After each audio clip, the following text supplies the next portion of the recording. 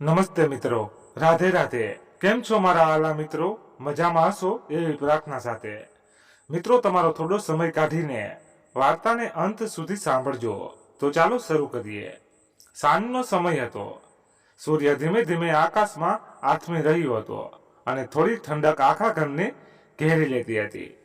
પૂનમ રસોડામાં ઊભી હતી, હાથમાં ચાની કીટલી અને અનેક વિચારો. દરરોજની જેમ આજે પણ તેણે આખો દિવસ ઘરનું કામ પૂરું કર્યું હતું, પરંતુ તેના મનમાં એક વિચિત્ર ભાર હતો જે તેને દરરોજ થતા દેતો હતો.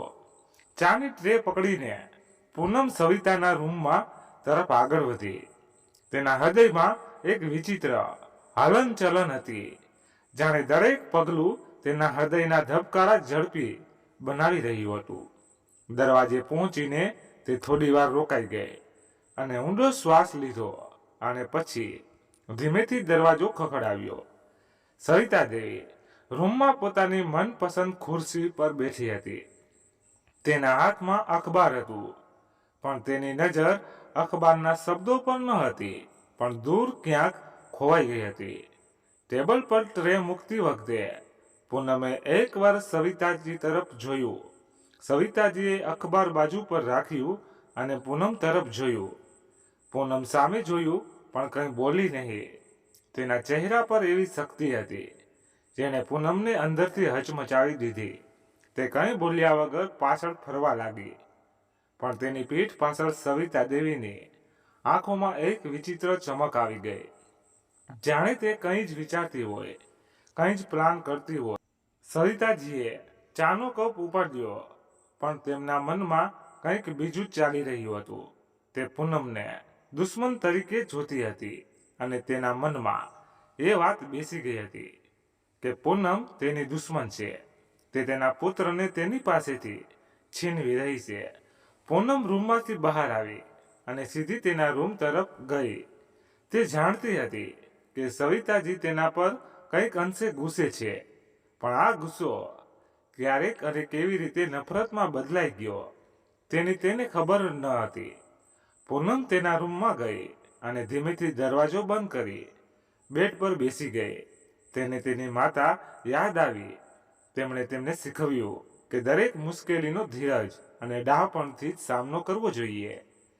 જ્યારે પૂનમે આ ઘરમાં પગ મૂક્યો હતો, પછી તેણે વિચાર્યું કે તેના નવા પરિવાર સાથે સુખી અને શાંતિથી જીવશે. પરંતુ સમય જતાં તે સમજવા લાગી કે આ ઘરની દિવાલો માત્ર ઈંટોથી બનેલી નથી, પરંતુ અસંખ્ય દુઃખ અને ઊંડા રહસ્યોથી બનેલી છે. સવિતાજીનો સ્વભાવ ધીમે ધીમે પૂનમ માટે અસહ્ય બની રહ્યો હતો. જ્યાં પહેલા પૂનમને લાગતું હતું કે તેની સાસુ થોડી કડક છે, હવે તે સમજવા લાગી કે સવિતાજીનો તેની કઠોરતા કરતાં વધુ કંઈક બીજું કરવાનો ઈરાદો છે.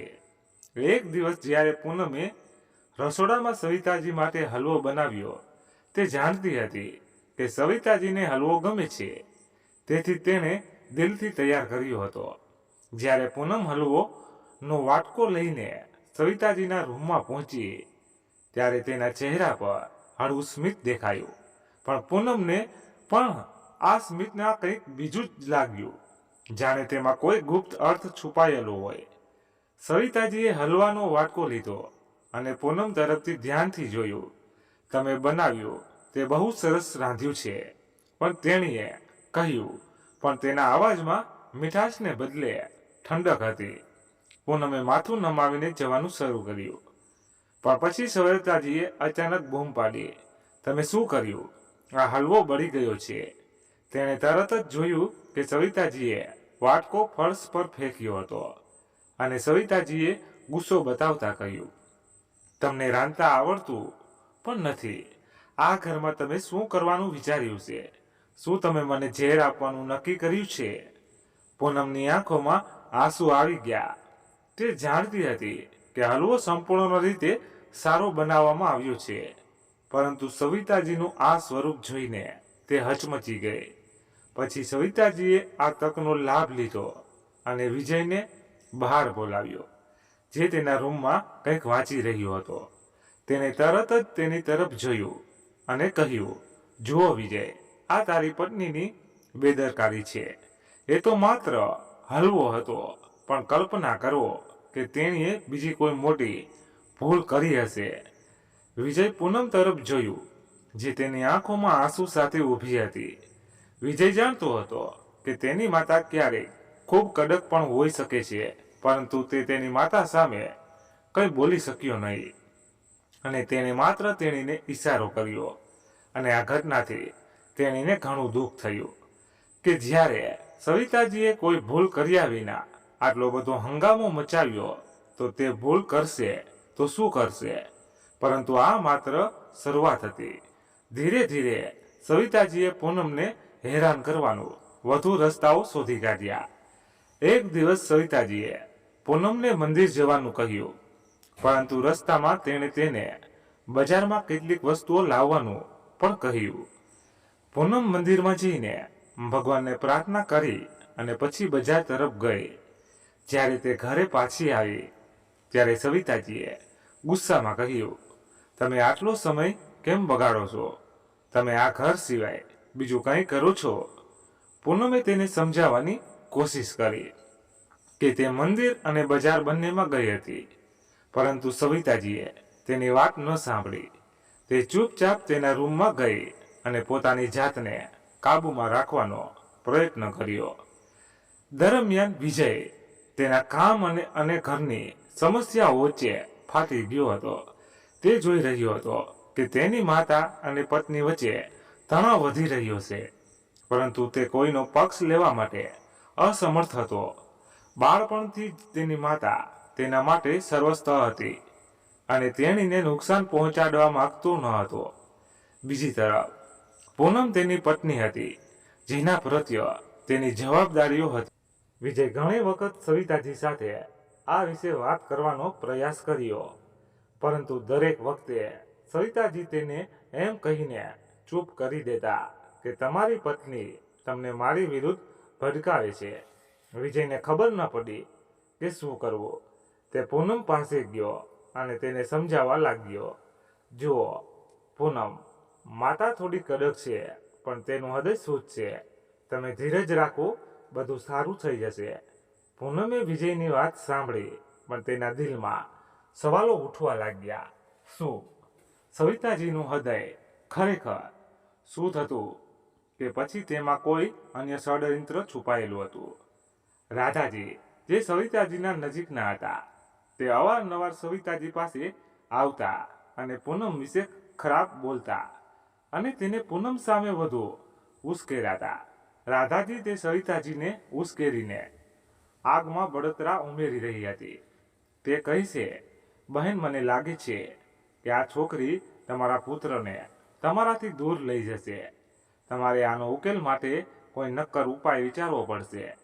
સવિતાજીએ માથું હલાવ્યું અને કહ્યું, તમે સાચા છો રાધા, મારે આ છોકરીને પાઠ ભણાવવાનો છે.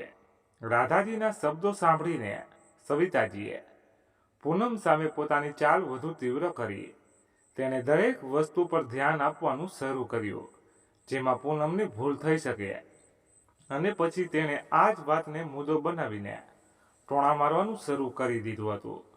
હવે પૂનમ સમજવા લાગી હતી કે સવિતાજીની નારાજગી સામાન્ય નથી, પરંતુ તે એક સારી રીતે વિચારેલી વ્યૂહ રચનાઓ ભાગ છે. દરેક વિધતા દિવસ સાથે તે વધુને વધુ ખોટા રસ્તાઓમાં આવી રહી હતી. પૂનમે ઘણીવાર વિચાર્યું કે તેણે વિજય સાથે આ વિશે વાત કરવી જોઈએ, પરંતુ તેને ડર હતો કે વિજય પણ તેની વાત ન સાંભળે. પૂનમની હાલત ધીરે ધીરે બગડવા લાગી. તેમણે તેની સહનશીલતાથી સીમા પર પહોંચી ગઈ, પરંતુ તેણીએ શું કરવું તે ખબર ન હતી. તેણે તેની માતા સાથે વાત કરવાનો પ્રયાસ કર્યો, પરંતુ સવિતાજીએ તેને ફોન પર પણ લાંબા સમય સુધી વાત કરવા દીધી નહીં. પૂનમ એકલી અને લાચારી અનુભવવા લાગી. સવિતાજી અને રાધાજીના કાવતરાઓ ધીરે ધીરે પોતાનો અસલી રંગ બતાવવા લાગ્યા. પૂનમ રોજ નવા આરોપોમાં સામનો કરી રહી હતી. તેમની દરેક નાની મોટી ભૂલને અતિશયોક્તિ ભરી ગણવામાં આવી રહી હતી, જેના કારણે ઘરનું વાતાવરણ વધુ તંગ બની ગયું હતું. પરંતુ પૂનમ હજી પણ સમજી શકતી ન હતી કે આ બધું માત્ર તેને હેરાન કરવા માટે થઈ રહ્યું છે કે પછી તેની પાછળ કોઈ ઊંડું કાવતરું છુપાયેલું છે. રાધાજીએ સવિતાજીને સૂચન કર્યું હતું કે પૂનમને આ ઘરમાંથી બહાર કાઢવાનો શ્રેષ્ઠ રસ્તો એ છે કે તેણીને વિજયની સામે એટલી નીચી પડી જાય કે તે પોતે તેને છોડી દે. એક દિવસ રાધાજીએ સવિતાજીને કહ્યું, તમે પૂનમને ખૂબ પ્રેમ કરો છો. નબળા અને અપમાનિત થવું પડશે, જેથી વિજયને પણ લાગવા માંડે છે કે તે આ ઘરને લાયક નથી. જો તે પોતે આ ઘર છોડી દેશે તો તારું કામ સરળ થઈ જશે. સવિતાજીએ આ વિશે ઊંડાણપૂર્વક વિચાર્યું. પછી તેમને રાધાજીના શબ્દોમાં સત્ય દેખાણું. તેણે વિચાર્યું કે જો પૂનમને વિજયની નજરમાં નીચે ગિરાવી દેવામાં આવે તો વિજય ખુદ પૂનમને છોડી દેશે, તો તે પોતે જ તેને છોડી દેશે અને પછી તે વિજયના લગ્ન અમીર પરિવારની છોકરી સાથે કરાવી શકે. તે પૂનમને ઘરની બહાર કાઢવા માંગતી હતી. એટલું જ નહીં, પણ તે વિજયના બીજા લગ્ન એક શ્રીમંત અને ઉચ્ચ કક્ષાના પરિવારમાં થાય તેવું પણ ઈચ્છતી હતી, જેથી તેને દહેજ તરીકે સારી એવી રકમ મળી શકે. તેને પૂનમથી કોઈ આર્થિક ફાયદો થયો ન હતો, કારણ કે વિજયના લવ મેરેજ હતા, જેમાં દહેજનો કોઈ પ્રશ્ન જ ન હતો. સવિતાજીએ રાધાજીની યોજનાનો અમલ શરૂ કર્યો. તેને પૂનમ પર શંકા કરવાના બહાના શોધવાનું શરૂ કર્યું. એક સમયે સવિતાજીએ પૂનમને ઘરના તમામ દાગીના સાફ કરીને અલમારીમાં પાછા મૂકવા કહ્યું. પૂનમે સાસુની વાત માનીને ઘરેણાં સાફ કરવા માંડ્યા, પણ અકસ્માતે એક કાનની બુટી અલમારીની પાછળ પડી ગઈ. તેને વિચાર્યું કે કાનની બુટી ત્યાં હશે અને સફાઈ દરમિયાન મળી જશે. બીજા દિવસે જ્યારે સવિતાજીએ ઘરેણાં તપાસ્યા અને જોયું કે કાનની બુટી ગાયબ હતી, ત્યારે તેમણે તરત જ વિજયને ફોન કર્યો અને ગુસ્સામાં કહ્યું, આ જુઓ, તમારી પત્નીએ મારા કાનની બુટી ચોરી લીધી છે. મેં તેને બધા ઘરેણાં સાફ કરવા કહ્યું હતું અને હવે એક કાનની બુટી ખૂટે છે. વિજયને સમજાયું નહીં કે આ કેવી રીતે થઈ શકે. તેણે પૂનમને પૂછ્યું, શું તમે બધા ઘરેણાં બરાબર સંભાળ્યા? પૂનમે માથું હલાવ્યું અને કહ્યું, હા, મેં બધા ઘરેણાં બરાબર રાખ્યા હતા. કદાચ એ બુટી ક્યાંક પડી ગઈ હશે, હું શોધી લઈશ. સવિતાજીએ તરત જ ટોણું મારતા કહ્યું, પડી ગઈ છે કે શું? તમારા મનમાં કંઈક બીજું છે. આ બધા બહાના ન બનાવો. મેં પહેલાં પણ જોયું છે કે તું કંઈક ખોટું કરી રહી હતી. આ બધું સાંભળીને વિજયને ખરાબ લાગ્યું, પણ તે તેની માતા સામે કશું બોલી શક્યો નહીં. પૂનમે બુટી શોધવાનો પૂરો પ્રયાસ કર્યો, પણ તે મળી શકી નહીં. સવિતાજીએ આ વાતને અતિશયોક્તિ કરી વિજયની સામે, જેના કારણે તેના મનમાં સવિતાજીના પૂનમ સામેના ષડયંત્રો વધી રહ્યા હતા. પૂનમને દરરોજ માનસિક ત્રાસ આપવામાં આવતો હતો, જેના કારણે તે ધીરે ધીરે ભાગવા લાગી હતી. પરંતુ પૂનમ સમજી શકતી ન હતી કે તેની સાથે આવું કેમ થઈ રહ્યું છે. એક દિવસ એવો હતો જ્યારે વિજય ઘરે ન હતો. સવિતાજી અને રાધાજી બેઠા હતા અને એકબીજાની વચ્ચે વાતો કરી રહ્યા હતા. તેઓ બંને પૂનમ સામેના તેમના પ્લાનની ચર્ચા કરી રહ્યા હતા અને તેઓએ વિચાર્યું કે હવે તેમને વિજયને સમજાવવો પડશે કે પૂનમ ઘર છોડવાને લાયક છે. એ વખતે પૂનમ ઘરનો એક ખૂણો સાફ કરી રહી હતી, જ્યારે તેને સવિતાજીને અને રાધાજી વચ્ચેની વાતચીત સાંભળી. તેને વાત સાંભળીને તેની આંખોમાં આંસુ આવી ગયા હતા. હવે તે સંપૂર્ણ રીતે સમજી ગઈ કે તેની સામે શું કાવતરું ઘડવામાં આવી રહ્યું છે. બીજી બાજુ સવિતાજી અને રાધાજી અજાણ હતા કે પૂનમે જે કહ્યું તે બધું સાંભળ્યું છે. તે અચાનક ત્યાંથી નીકળી ગઈ અને તેના રૂમમાં ગઈ અને પોતાની જાતને કાબૂમાં રાખવાનો પ્રયત્ન કર્યો. હવે પૂનમને આ વાત સમજાઈ ગઈ હતી કે સવિતાજીએ એને આ ઘરમાંથી કાઢી મૂકવા માટે કંઈ પણ હદ સુધી જઈ શકે છે. પૂનમે નક્કી કર્યું હતું કે તે સવિતાજીના કાવતરા સામે લડશે. તે જાણતી હતી કે તેને વિજયના સમર્થનની જરૂર છે, પરંતુ તે પહેલા તેને સવિતાજીના કાવતરાનો પર્દાફાશ કરવો પડશે. પૂનમે ધીરજ અને સમજણથી કામ કરવાનું નક્કી કર્યું. તેણે નક્કી કર્યું કે તે સવિતાજીની દરેક યુક્તિનો કોઈ પણ ગુસ્સા વગર સામનો કરશે અને સત્યને બહાર લાવશે. બીજે દિવસે પૂનમ ઘરે ગઈ અને સફાઈ કરતી વખતે તેને કબાટની પાછળની બાજુએ પડેલી બુટ્ટી મળી. કંઈ પણ બોલ્યા વિના તેણે કાનની બુટ્ટી અલમારીમાં રાખી દીધી અને સવિતાજીને મળવાનું ટાળ્યું. તેણી જાણતી હતી કે જ્યારે યોગ્ય સમય હોય ત્યારે તેણીએ પોતાનું પગલું ભરવું પડશે. જ્યારે સવિતાજીએ જોયું કે પૂનમ હવે વધુ બોલતી નથી, ત્યારે તેમને લાગ્યું કે તેમનું કાવતરું કામ કરી રહ્યું છે. તેણે રાધાજી સામે મળીને નક્કી કર્યું કે હવે પૂનમ પર મોટો આરોપ લગાવવાનો સમય આવી ગયો છે, જેથી તેને આ ઘરમાંથી બહાર કાઢી શકાય. પૂનમ અને વિજયનું જીવન સવિતાજીએ અને રાધાજીના કાવતરાઓ સામે ઝઝૂમી રહ્યું હતું, પરંતુ પૂનમ હજી હિંમત હારી ન હતી. તેમણે પોતાની સહનશીલતા અને ધૈર્યથી પરિવારને એક રાખવાના તમામ પ્રયાસો કર્યા, પરંતુ જેમ જેમ સવિતાજીની યોજનાઓ ઊંડી થતી ગઈ તેમ તેમ પૂનમ માટે યુદ્ધ એકલા હાથે લડવું મુશ્કેલ બન્યું. આવા સમયે પૂનમની ભૂતકાળની યાદો અને તેની જૂની મિત્ર શાલિની તેના જીવનમાં ફરીથી પ્રવેશ કરે છે, જે તેને આ સંઘર્ષમાં મદદ કરવામાં મહત્વપૂર્ણ ભૂમિકા ભજવે છે. પૂનમને યાદ આવ્યું કે જ્યારે પણ તે મુશ્કેલીમાં આવી ત્યારે શાલિનીએ તેને હિંમત આપી અને દરેક મુશ્કેલ ક્ષણમાં તેનો સાથ આપ્યો. શાલિની એક હિંમતવાન અને દૃઢ મનોબળ ધરાવતી છોકરી હતી, જેણે પૂનમને દરેક પરિસ્થિતિમાં બહાદુરીથી લડવાનું શીખવ્યું હતું. પરંતુ લગ્ન પછી જીવનની પ્રતિબદ્ધતાઓને કારણે બંને બહેનપણીઓનો સંપર્ક તૂટી ગયો હતો. એક દિવસ જ્યારે પૂનમ પોતાની સમસ્યાઓથી ઝઝૂમી રહી હતી, ત્યારે અચાનક તેનો ફોન રણક્યો. ફોન પર બીજું કોઈ નહીં પણ તેની બાળપણની બહેનપણી શાલિની હતી. પૂનમના અવાજમાં છુપાયેલી ઉદાસીનો અહેસાસ કરીને શાલિનીએ તેને મળવા બોલાવી. પૂનમે તેની સમસ્યાઓ વિશે કંઈ કહ્યું નહીં, પણ શાલિની તેના અવાજ પરથી સમજી ગઈ કે કંઈક ખોટું છે. શાલિની તરત જ નક્કી કરી છે કે તે પૂનમના ઘરે જશે અને તેને મળશે. બીજા જ દિવસે શાલિની પૂનમના ઘરે પહોંચી. શાલિનીને જોઈને પૂનમના ચહેરા પર આંસુ સ્મિત દેખાયું. તેણી તેની બહેનપણીને જોઈને ખૂબ જ ખુશ થઈ અને તેને ગળે લગાવી. શાલિનીએ પૂનમને કહ્યું, તારા અવાજ પરથી સ્પષ્ટ હતું કે કંઈક બરાબર નથી. શું થયું? પૂનમ, મારાથી કંઈ છુપાવો નહીં. થોડો સમય મૌન રહ્યા બાદ આખરે પૂનમે પોતાના દિલની બધી વાત જણાવી.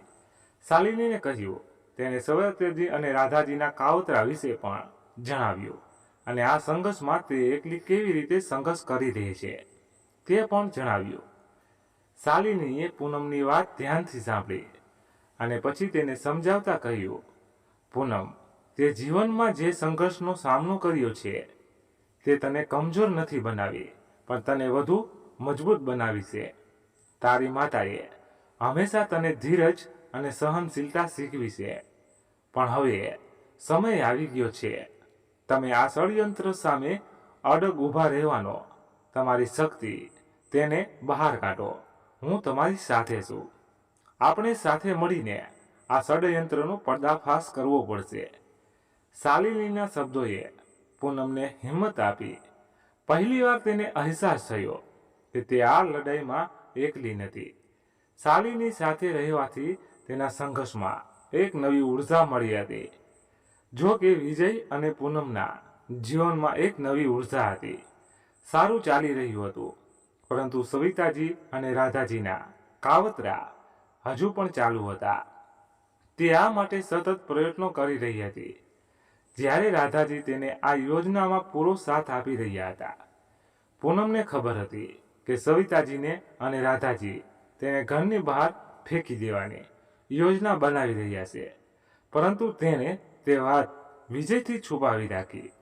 સવિતાજીએ જોયું કે પૂનમને સીધે સીધી દૂર કરવી શક્ય નથી, તેથી તેમણે એક નવું પગલું ભર્યું. તેઓએ નકલી દસ્તાવેજ તૈયાર કરવાનું નક્કી કર્યું, જેમાં લખેલું હતું કે વિજય તેના તમામ ટ્રાન્સફર કરી દીધા છે.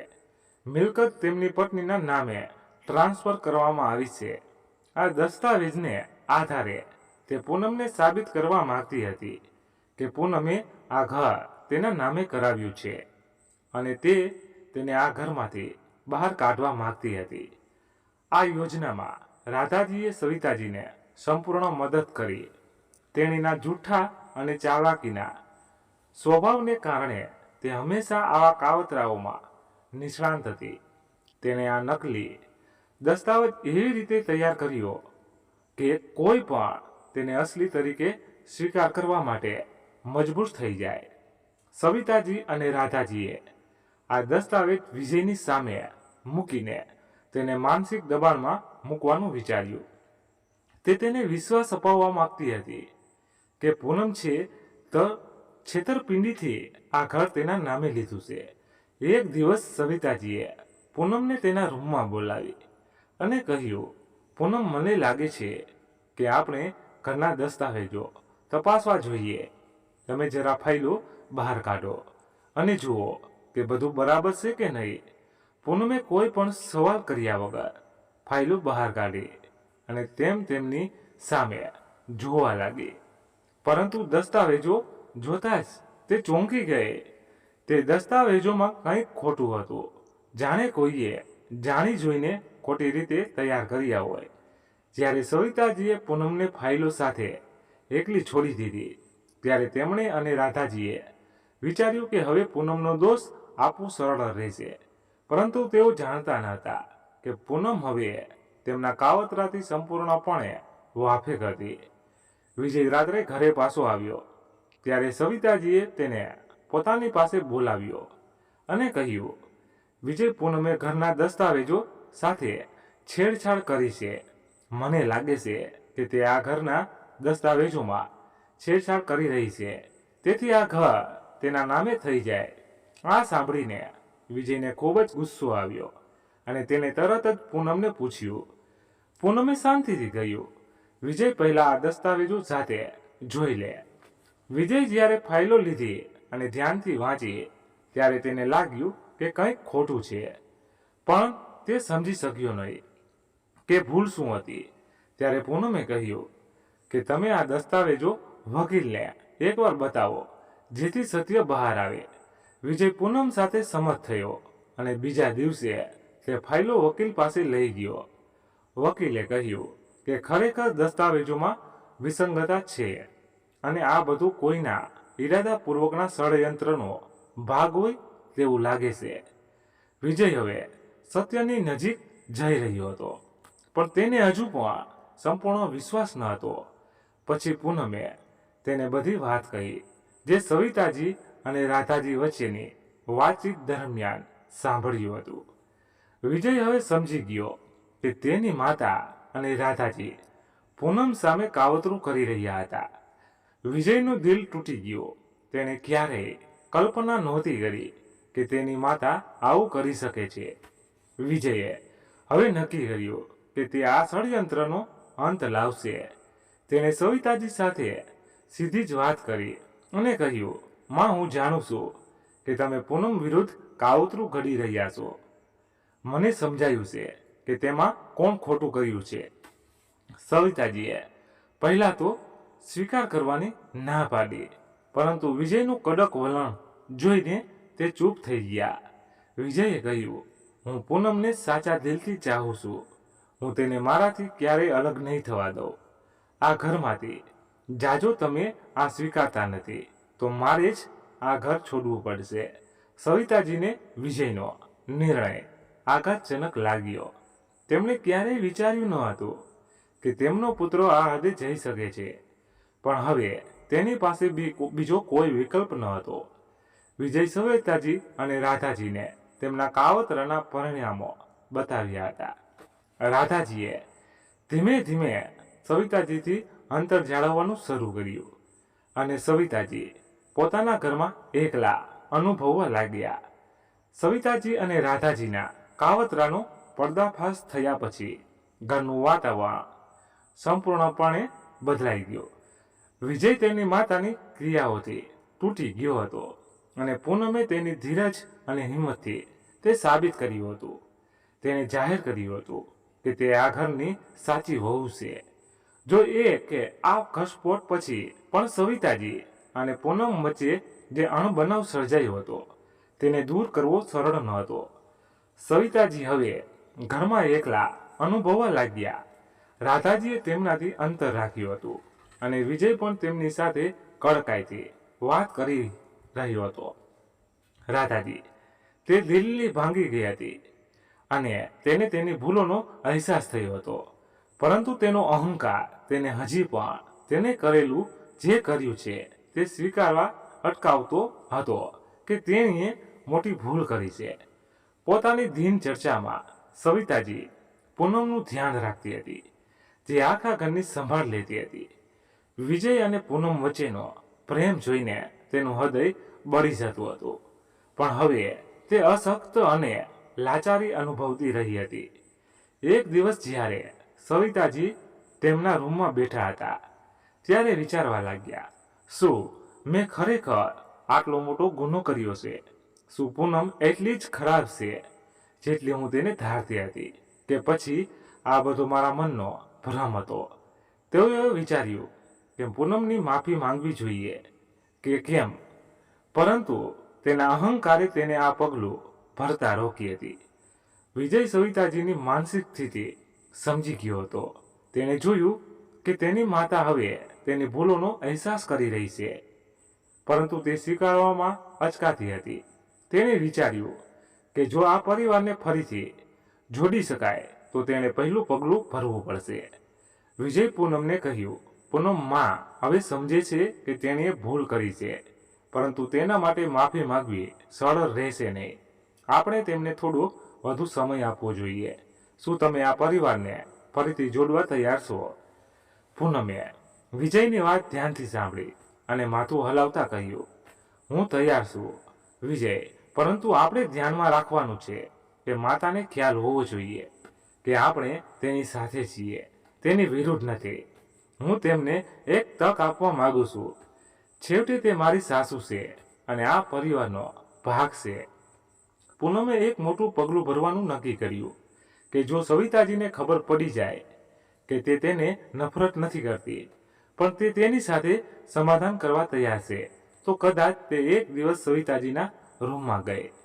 તેને કહ્યું, માં, અમારી વચ્ચે ઘણું બધું થઈ ગયું છે, પરંતુ હું ઈચ્છું છું કે અમે બંને એક નવી શરૂઆત કરીએ. હું તમારી વહુ છું અને એ મારી ફરજ છે. ચાલો, હું તમારો આદર કરીશ અને આ ઘરને તમારી સાથે ખુશ કરીશ.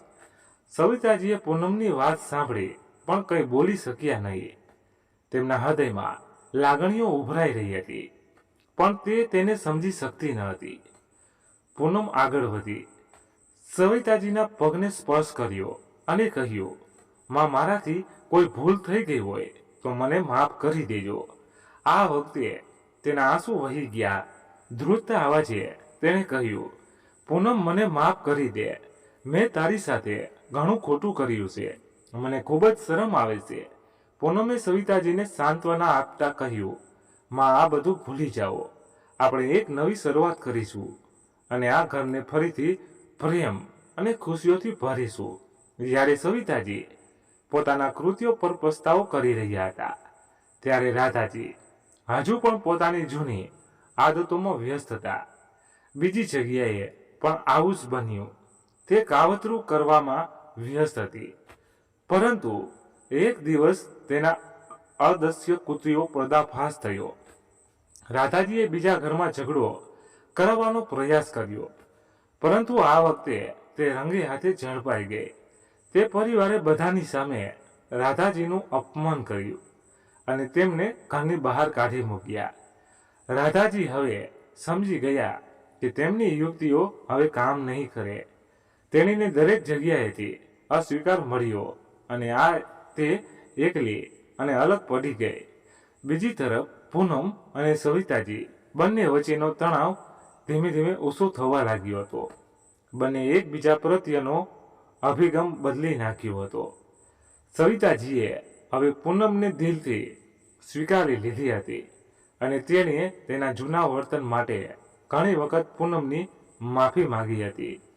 પૂનમે પણ સવિતાજીને સપોર્ટ કરવાનું શરૂ કર્યું. તે તેને ઘરના કામકાજમાં મદદ કરતી, તેના સ્વાસ્થ્યનું ધ્યાન રાખતી અને તેની સાથે સમય આવતી. ધીમે ધીમે સવિતાજી અને પૂનમ વચ્ચે એકને એવો સંબંધ બાંધવા લાગ્યો કે આદર અને સમજણ પર આધારિત હતો.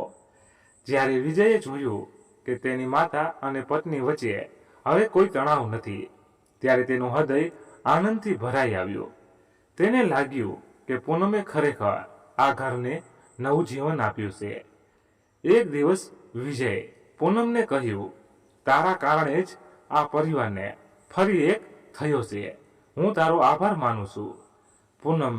પૂનમે હસતા હસતા જવાબ આપ્યો, વિજય, આ મારી ફરજ હતી. પરિવારને સાથે રાખવાની. આપણે બધું જ કરવું જોઈએ અને જ્યારે આપણે એકબીજા સાથે હોઈએ છીએ ત્યારે આપણે દરેક મુશ્કેલીનો સામનો કરી શકીએ છીએ. થોડા મહિના પછી પૂનમે વિજયને ખુશ ખબર આપી કે તે માતા બનવાની છે. આ ખુશ ખબર કોઈ વરદાનથી ઓછી ન હતી. સવિતાજી માટે અને તે દરેક ઘરમાં કામકાજ સંભાળતી હતી. તે દરેક દિન પૂનમનું ધ્યાન રાખતી, તેના ખાવા પીવાથી કાળજી લેતી અને તેને આરામ કરવા કહેતી. વિજય પણ પૂનમને સપોર્ટ કરવામાં કોઈ કસર છોડી ન હતી. ઘરમાં બાળકના આગમનની તૈયારીઓ સાથે પૂનમ અને સવિતાજી વચ્ચેનો સંબંધ વધુ ગાઢ બન્યો અને સાથે મળીને દરેક નાની મોટી વાત કરી અને પોતાના સંબંધોને વધુ મજબૂત બનાવ્યા. આ દરમિયાન રાધાજીના જીવનમાં ઘણા બદલાવ આવ્યા હતા. તેમની ચાલ હવે તેમના પોતાના માટે તેની એક સમસ્યા બની ગઈ હતી અને એકલી રહી ગઈ હતી. તેણે પોતાના કૃત્યો પર ઊંડો પ્રસ્તાવ કર્યો અને વિચાર્યું કે જો તે સવિતાજીની માફી માંગી શકે તો કદાચ તેને શાંતિ મળશે. એક દિવસ રાધાજી અચાનક વિજયના ઘરે પહોંચી ગયા. સવિતાજી અને પૂનમ બંને તેની હાલત જોઈને ચોંકી ગયા. રડતા રડતા તેણે સવિતાજીને કહ્યું, બહેન, મેં તમારી અને પૂનમ સાથે જે કંઈ કર્યું તે માટે કૃપા કરીને મને માફ કરો. રાધાજીના આંસુમાં સવિતાજી અને પૂનમે સત્ય જોયું. સવિતાજીએ તેને ગળે લગાવીને કહ્યું, રાધા, જે થયું તે હવે ભૂતકાળની વાત છે. આપણે બધાએ ભૂલો કરી છે, પરંતુ હવે સમય આવી ગયો છે કે આપણે આગળ વધીએ અને એકબીજાને માફ કરીએ. પૂનમે રાધાજીને પણ માફ કરી દીધા. રાધાજીએ હવે સંપૂર્ણપણે બદલાવાનું નક્કી કર્યું. પૂનમના બેબી સાવનનો દિવસ આવ્યો અને ઘરમાં ખુશીનું નવું વાતાવરણ હતું. સવિતાજીએ સમગ્ર સમારોહની તૈયારી કરી અને તેના મિત્રો અને સંબંધીઓને આમંત્રણ આપ્યું. સમારંભના દિવસે બધા ઘરના આંગણામાં ભેગા થયા. સવિતાજીએ પૂનમને શણગારેલા ઝૂલા પર બેસાડીને તેમની આરતી કરી. તેણે પૂનમના માથા પર હાથ મૂક્યો અને કહ્યું, દીકરી, ભગવાન તને હંમેશા ખુશ રાખે. તું આ ઘરની રોશની છે અને હું ખૂબ જ ખુશ છું કે તે મારી બધી ભૂલો માફ કરી દીધી. આ દિવસે સમગ્ર પરિવાર માટે એક નવો અધ્યાય શરૂ થયો. બધા ખુશ હતા અને આવનાર બાળકની આતુરતાથી રાહ જોઈ રહ્યા હતા.